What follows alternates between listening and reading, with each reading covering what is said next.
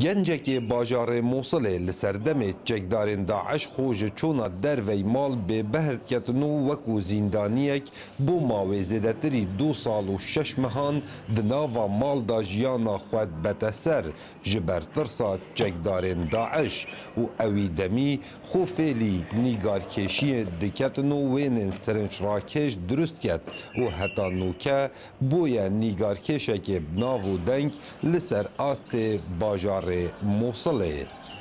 ابقى بس ارسم بتنه من نیگار کشی کرد از فێری زمانی ترکی بوم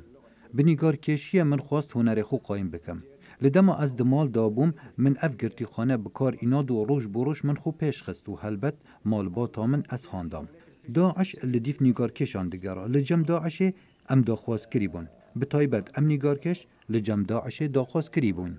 رسام الملی د پرانیا وینن خدا گرنگی بجنه ددتن او هبو ناوی دناوا جواکی دا او دبیجید جن دناوا جواکی موصل دا گلک پیتدام پی ناهیتا کرن فره هر کسک دبیاوی کار خدا گرنگی بجنه دتن بعد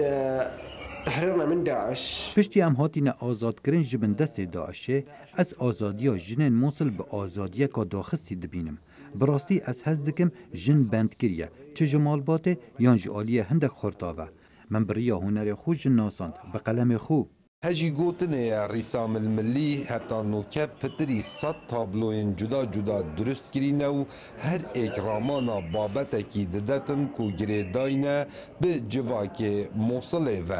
و بجداری ده چندین پیشانگه هاندا کریه کاو عمر دنگ امریکا موصل